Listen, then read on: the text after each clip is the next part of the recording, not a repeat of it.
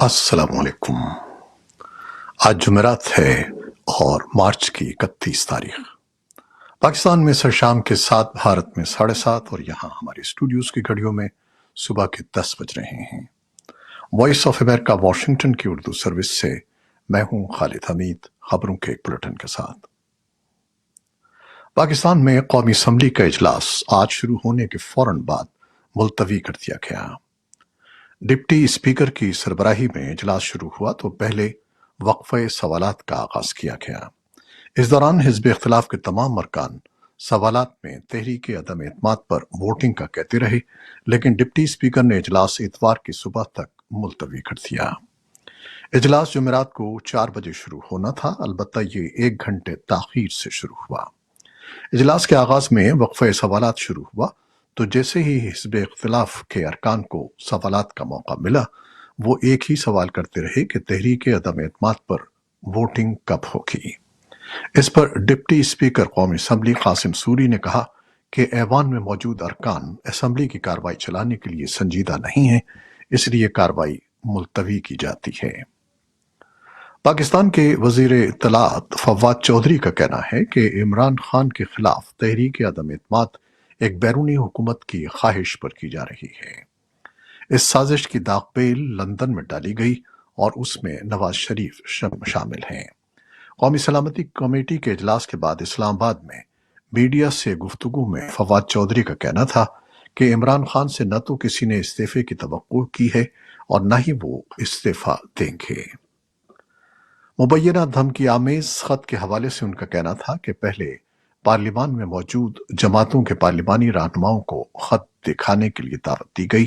उसके बाद हिज़्ब इख्तिलाफ के रहनुमाओं को भी दावत दी गई, लेकिन उनका मुसलसल इनकार आया। इस मौके पर वफाकी वजीर हम्माद असर का कहना था कि नेशनल सिक्योरिटी कमेटी के इजलास में खत के मंदरजात पर बात की गई है।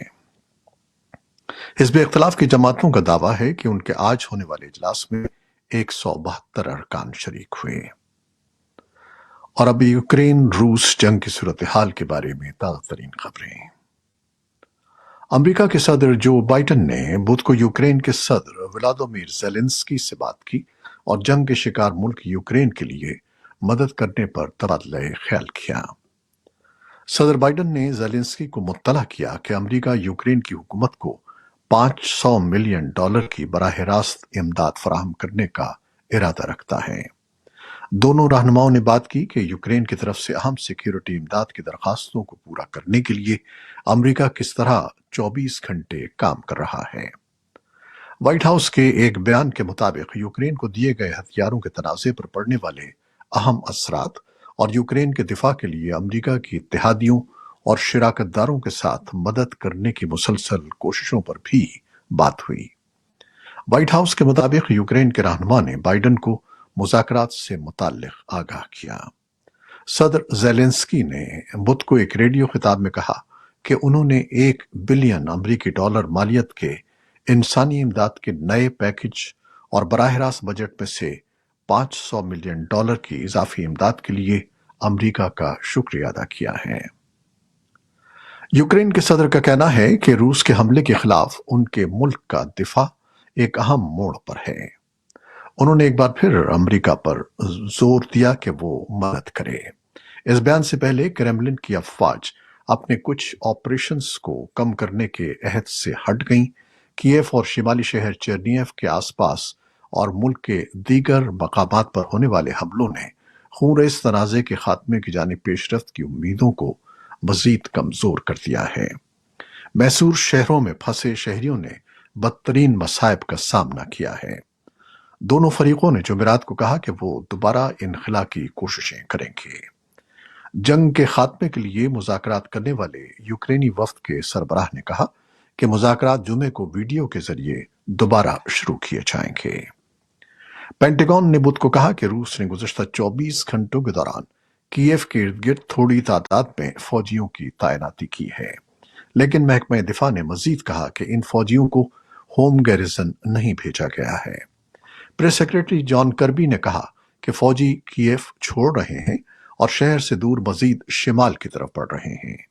उन्होंने कहा कि फजाई हमले जारी रहने के बाद भी روسی افواج کی اکثریت کیف کے آس پاس ہے۔ روس نے بدھ کو کہا کہ یوکرین کے ساتھ امن مذاکرات میں پیش رفت کے کوئی آثار نظر نہیں آتے۔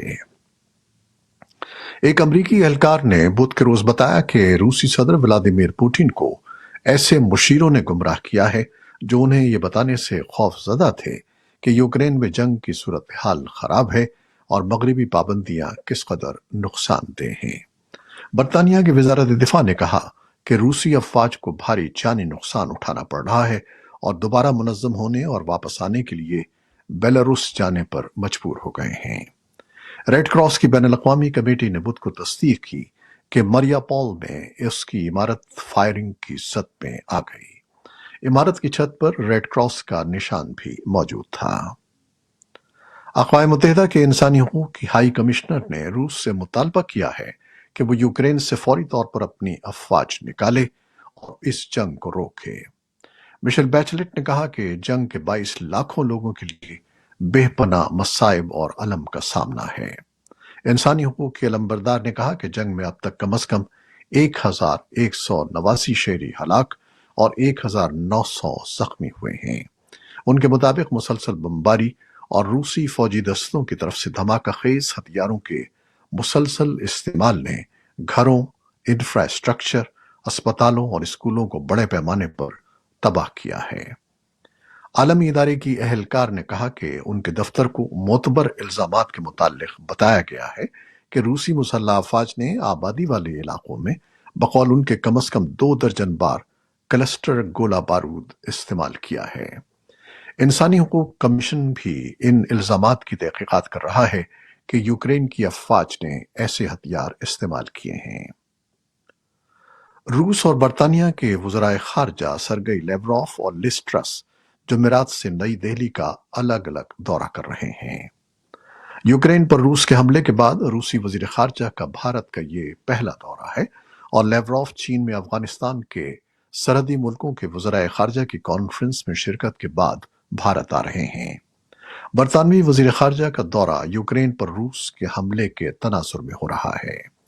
برطانوی وزارت خارجہ کے ایک بیان کے مطابق لیز ٹرس جارحیت کو روکنے کے لیے تمام جمہوریتوں کے متحد ہو کر کام کرنے کی اہمیت پر زور دیں گی۔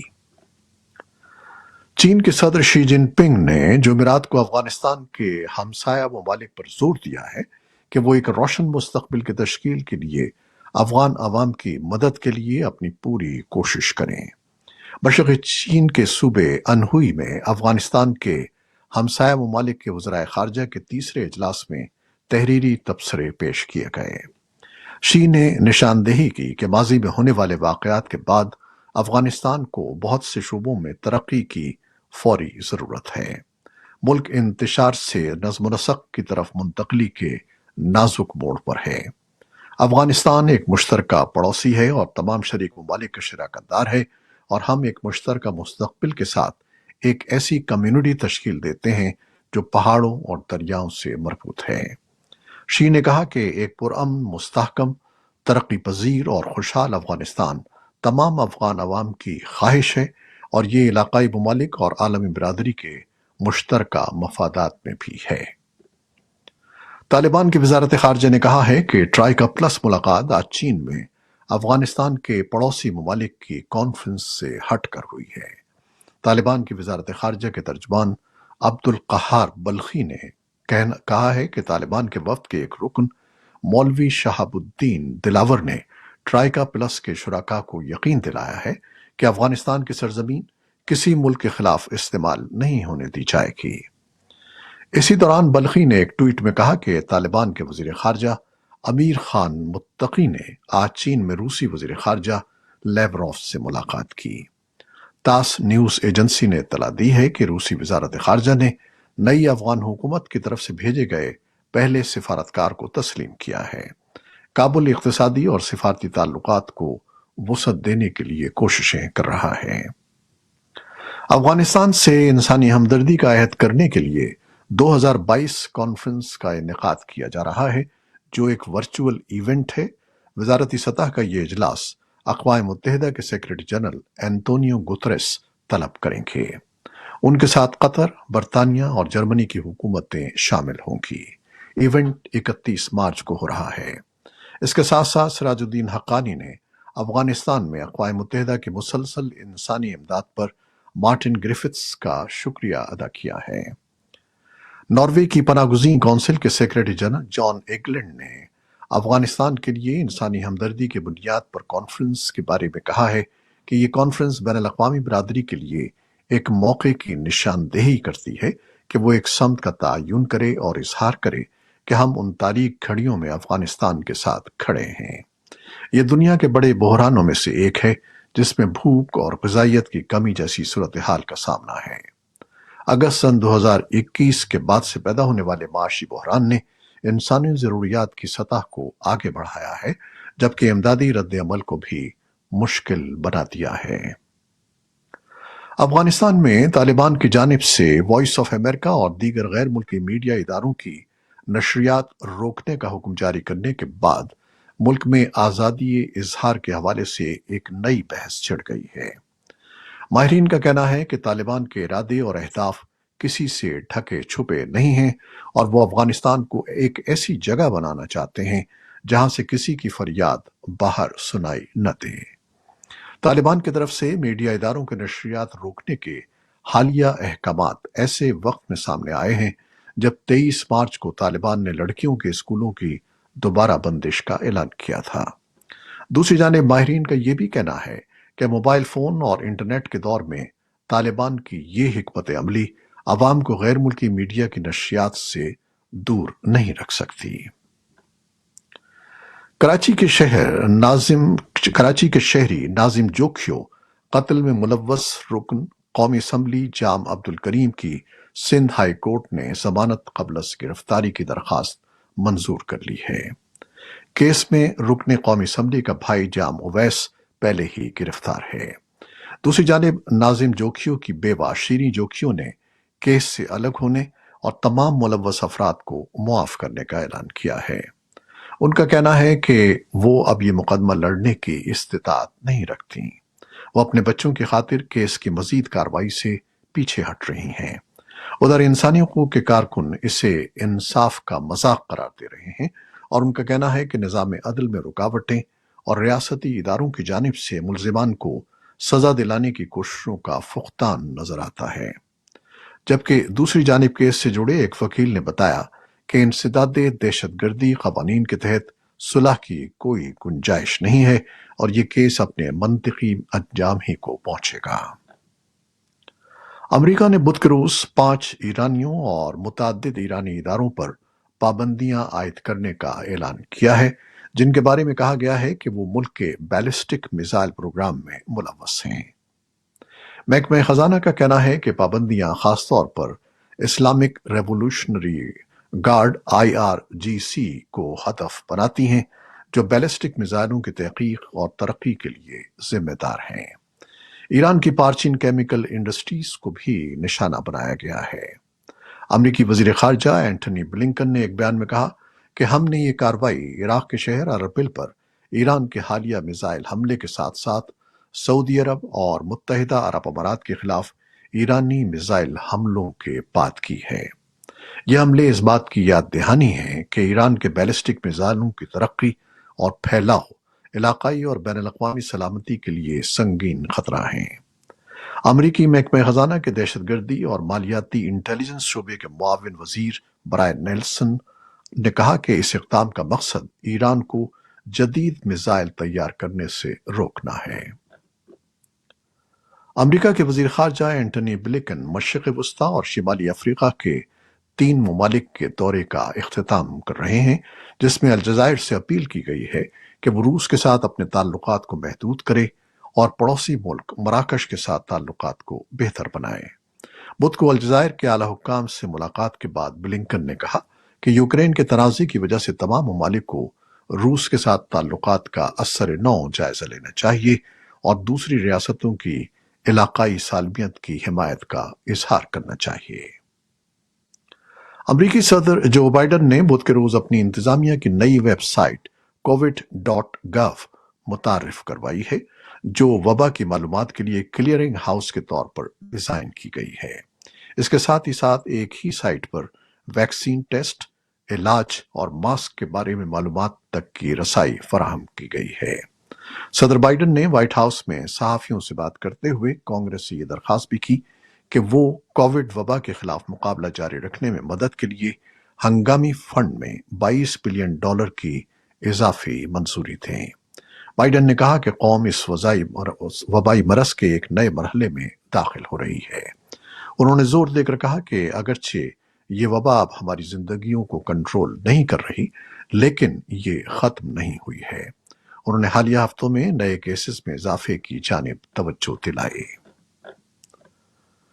हुक्काम ने बताया है कि इराकी कानून साज बुध को तीसरी बार कोरम की कमी की वजह से नए सदर का इंतखाब करने में नाकाम रहे, जिससे जंगजदा मुल्क का सियासी बुहरान तवील हो रहा है।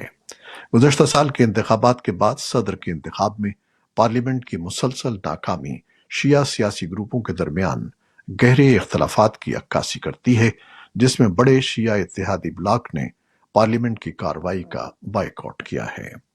पार्लियामेंट की प्रेस सर्विस ने कहा कि असेंबली ने कोई नई तारीख बताए बगैर अपना इजलास अगले नोटिस तक मुलतवी कर दिया है।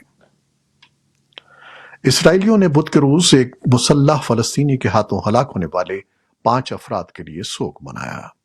ये एक हफ्ते में तीसरा मोहलिक हमला है और वजीर आजम नफ्ताली बेनेट ने अरब दहशतगर्दी की लहर के बारे में खबरदार किया है। इसराइली पुलिस ने उन पुलिस अफसरान की बॉडी फुटेज जारी की है जिन्होंने 27 साल मुसल्लह शख्स का मुकाबला किया, जिसने तल अबीब के करीब यहूदियों के ऑर्थोडॉक्स शहर बनी ब्रेक में 5 अफराद को हलाक किया था। वजीर आजम ने बुध को सिक्योरिटी हुक्काम के साथ एक मीटिंग के बाद एक बयान में कहा कि सिक्योरिटी फोर्सेस ने 200 से ज्यादा अफराद को गिरफ्तार किया है या उनसे पूछगछ की है। ये थी वो खबरें जो फेसबुक लाइव पर हमने आपके लिए पेश की। हमारी वेबसाइट और यूट्यूब और पॉडकास्ट पर यह बुलेटिन पोस्ट कर दिया जाता है। आप हमारे बुलेटिन को शेयर करते हैं और अपने कमेंट्स में अपनी मोहब्बतों का इजहार करते हैं। अपने इस सिलसिले को जारी रखिएगा। हम आपके बेहद मशकूर हैं। खालिद हमीद को अब इजाजत दीजिएगा। अल्लाह हाफिज।